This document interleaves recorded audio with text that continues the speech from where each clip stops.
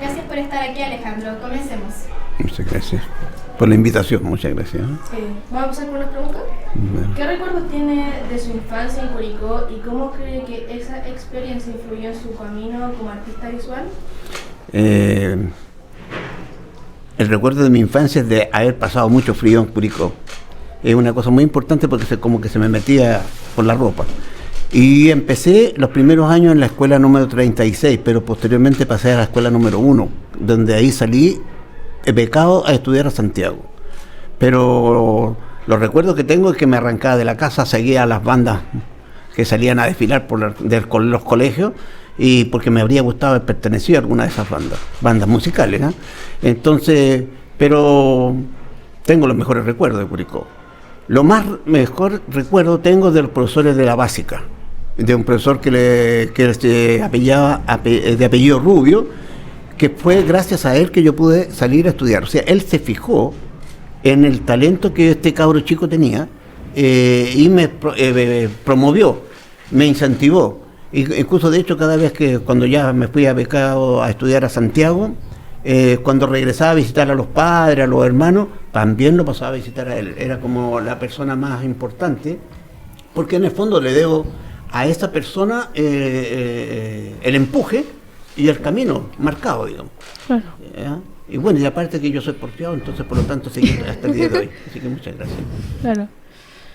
¿Hubo algún momento, una persona especial que haya marcado su decisión de dedicarse al arte? Él, pues, el profesor Rubio, maestro normalista en ese tiempo, que además vivía al lado del colegio, en la escuela número 1, o sea, entonces, por lo tanto, a veces salía, asfaltaba engrudo para pegar las cosas y partíamos a la casa de él a preparar el engrudo y después volvíamos a la sala de clases para pegar los monos. Así que era la casa de él también era nuestra casa. También como artista muralista, usted ha llevado su obra a distintos lugares del mundo. ¿Qué significa para usted volver a su comuna ahora como premio nacional? Es muy importante, ¿eh? Por ejemplo, un ejemplo. Estuve en Alemania, en Frankfurt, no sé alemán, y andaba súper perdido. Y me sentía un provinciano, el provinciano cabro chico que se llegó a Santiago a estudiar, perdido. O sea, ¿para qué lado cortar? ¿Para qué lado ir? Ese recuerdo que estaba tan perdido que tenía que ir a tomar el avión en Frankfurt y nadie me indicaba dónde tenía que ir. Solo que de repente veo unos como aviadores con un uniforme de aviación que los seguí. Pues pensé que para allá iban. Y en el bus o a donde me subí, me empecé a dar cuenta y dice, no sabía si venían del aeropuerto o iban al aeropuerto. Por suerte iban al aeropuerto y logré tomar el avión. O sea, lo que te quiero decir, siempre uno se siente provinciano. Por los idiomas, por las distancias, por los lugares, etcétera. Y en eso, cada vez en eso me recuerdo Curicó, esta provincia, este lugar. Somos chiquititos. Y yo agradezco también sentirme provinciano, porque siempre uno, cuando es ignorado o le es dificultoso un lugar, quiere tener presencia, eso hace un esfuerzo mayor. Y eso es lo importante. ¿Ya? ¿Cómo describiría usted su estilo artístico a alguien que nunca ha visto una de sus obras? Es una de las cosas muy importantes que hay que decirle a las personas. Ustedes tienen un uniforme escolar, pero por ejemplo, si vemos a todos los profesores, todos visten distinto. O sea, cada persona tiene su propio carácter, su propia identidad, su propio gusto. Lo mismo pasa con los estilos. Nosotros no estamos, yo personalmente nunca he estado preocupado del estilo que tengo o que quiero hacer, sino que en la forma de cada día que voy trabajando, hablo del cordón umbilical que me va uniendo y me va haciendo la creación. O sea, esto me lleva al otro, y eso otro, y así hay un camino que se va trazando. Nunca uno traza el camino de que quiero llegar hasta allá. Nunca pensé que iba a llegar a un premio nacional, porque nunca trabajé para el premio nacional. Yo trabajo porque soy creador. Entonces, en el fondo, las cosas van teniendo sus consecuencias en la medida que hay un esfuerzo y un sacrificio para lograr crear. Pero lo importante es que la creación no tiene que ver mucho con el estilo, tiene que ser con la sinceridad con que nosotros trabajamos nuestras propias cosas. O sea, yo busco mi propia verdad y en esa verdad voy encontrando, voy dibujando, voy trabajando. Y en el fondo esa verdad al final se ha ido formando un estilo, porque tiene un carácter. Yo soy a veces medio triste, pero si fijas que los colores son súper alegres. Sí. Vengo muchas veces del dolor y de la memoria, o de los testimonios, y de repente incluso hablamos de la muerte y con colores fuertes. ¿Por qué? Porque también hay un renacer con respecto, digamos, a la memoria. o instalarlo. Entonces, por lo tanto, siempre todo tiene que ver con trabajo. Claro. Sus murales siempre han tenido un mensaje social muy potente.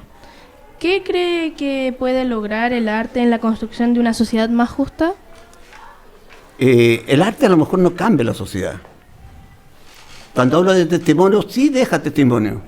Por ejemplo, yo dejo una huella muy importante. Yo soy un poco nieto de campesinos jornaleros, pobres jornaleros, en la época del latifundio, que todavía prevalece en estos sectores culturales de las regiones agrícolas de Chile, en el sentido de esa cultura latifundista que tiene que ver con el patrón y los otros son los de abajo. Incluso aún más, es súper importante una cosa.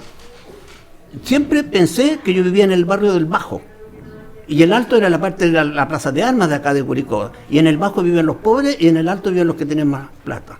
O sea, entonces en esas diferencias de clases son las que me han marcado mucho, en la injusticia. Entonces, por lo tanto, no soy obligado a plantearlo, me nace, en el sentido de que no quiero justicia, quiero verdad. Entonces, pero es esa la realidad. No me gusta esa, pero también quiero cambiarla. Entonces, en el fondo, un artista no solo es artista o trabajador del arte, también es un ciudadano.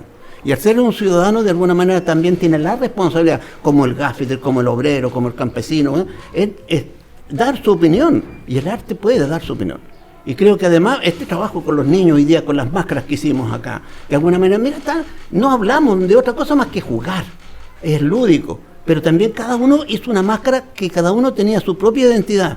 Todas las máscaras son distintas, aunque el prototipo de la máscara era igual. O sea, y eso es también lo interesante, porque todos somos únicos, tenemos nuestra individualidad, pero también somos parte del colectivo. Y el artista es responsable del trabajo en ese colectivo, con el colectivo, con lo colectivo. ¿Ya?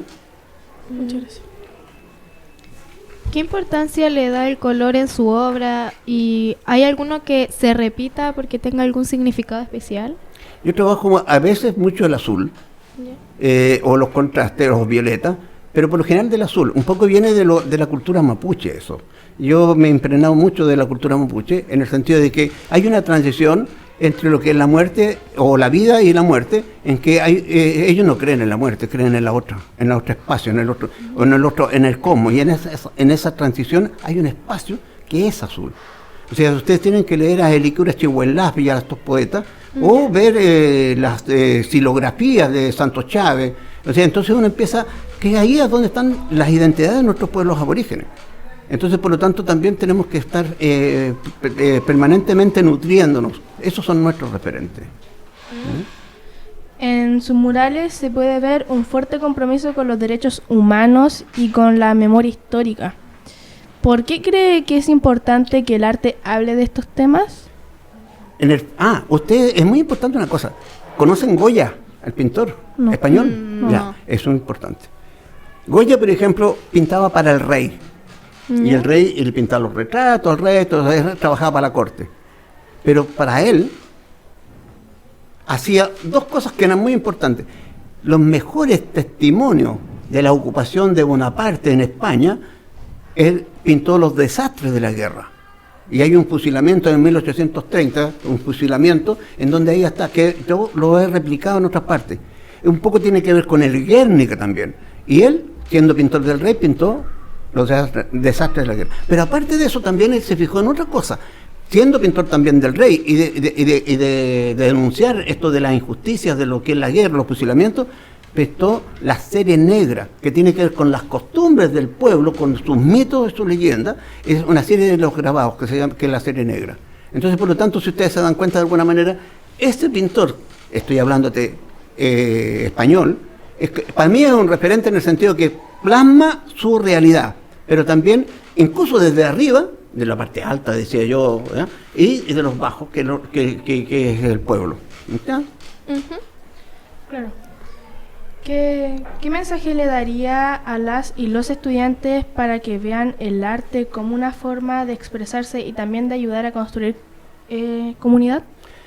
Yo trabajo mucho con los jóvenes, y los niños especialmente, muchas veces no pensando que todos van a ser artistas. De ahí van a salir algunos, claro que sí, incentivarlos, motivarlos.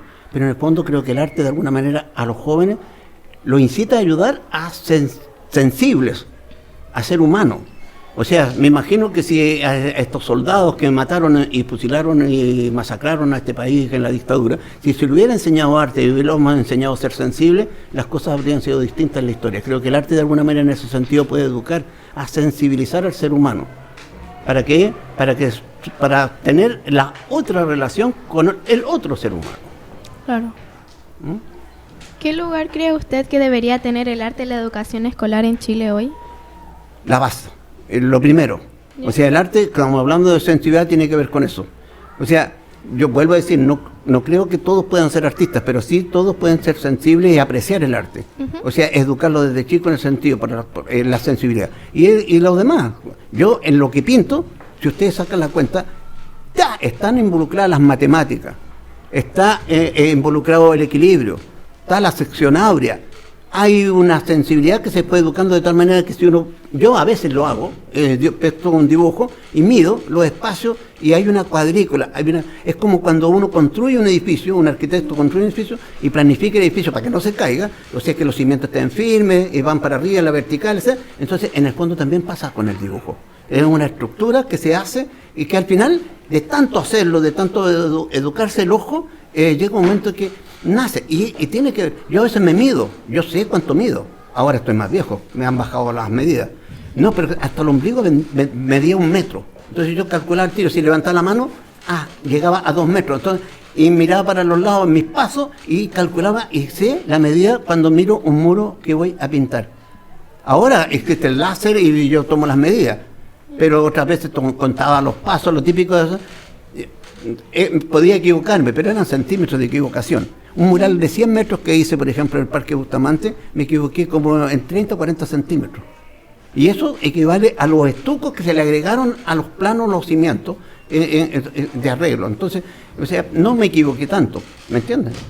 Qué bacán poder hacer una obra así solamente con la memoria y Sí. uno saber cómo medir las cosas. En la medida que vas trabajando se va construyendo. O sea, es como los deportistas cuando están en el estadio o en la cancha o en el... O sea, el dominio del cuerpo, el desplazamiento del cuerpo en el espacio, el lugar... yo me ubico al tiro. Yo siempre hablo de que algo es como un noviazgo con el muro, con el espacio. Entonces es muy importante eso. Entonces, ¿cómo el cuerpo participa? Cuando tú dibujas o estás leyendo, es tu mano la que está dibujando. O sea, tu referente intermedio es tu mano, el papel, entre el ojo y el papel, es lo humano. Pero cuando yo estoy en el muro, es mi cuerpo. Entonces, por lo tanto, tengo que tener conocimiento del paso, del movimiento, del equilibrio, de las tensiones, etcétera. O sea, entonces el cuerpo es como la danza. Sí. Adentro. Si yo veo a unos jugadores jugando fútbol, por ejemplo, y de repente los veo, el desplazamiento, no todos van todos a la siga de la pelota, se desplazan, se distribuyen. Lo mismo pasa con el espacio, lo mismo pasa con el mural. ¿Ya? Muchas gracias.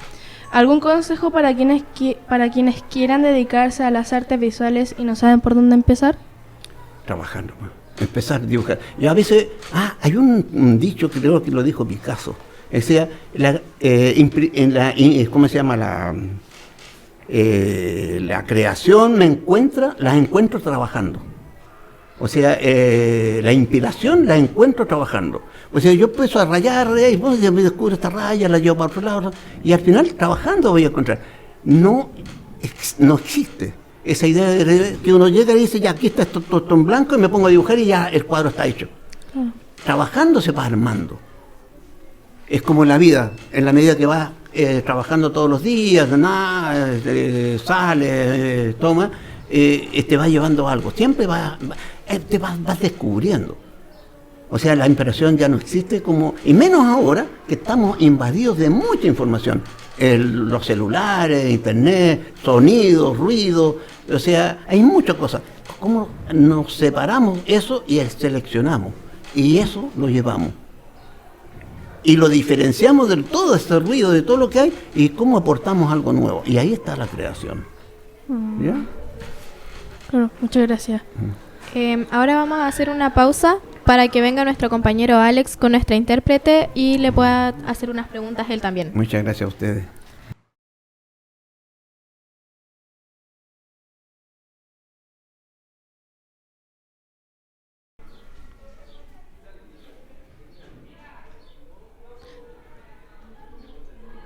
Cuando pintas murales, ¿usas muchos colores? ¿Hay alguno en especial que le guste? Sí, el azul.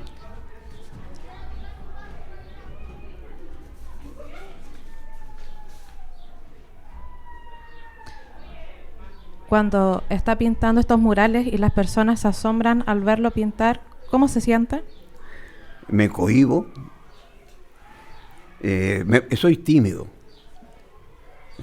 Es como si estuviera cantando a todo público y haciéndolo mal.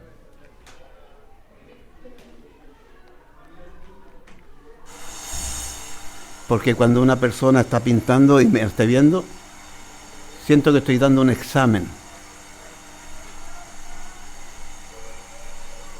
Pero eso es al principio, ¿eh? Porque después ya ¡pum!, me pongo a trabajar y trabajo nomás. Claro.